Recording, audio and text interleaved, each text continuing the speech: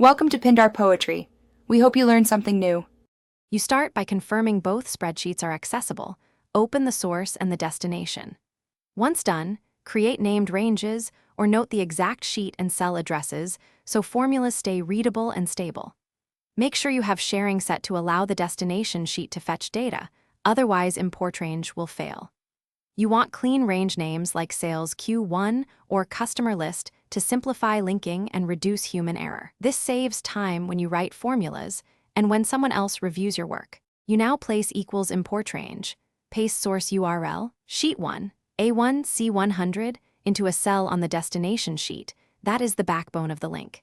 At first use you must click Allow Access. This authorizes the two files to share data, so make sure you sign in with the correct account. Once authorized, you can wrap import range with query or filter to pull only relevant rows or columns. This reduces clutter and speeds up recalculation when large ranges are involved.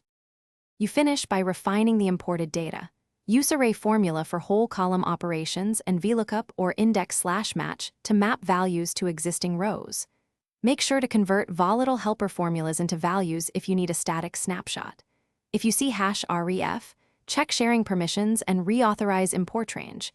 If #n/a, confirm the lookup key exists and the range is correct.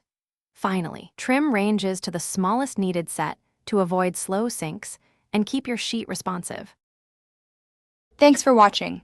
Consider subscribing if we helped you.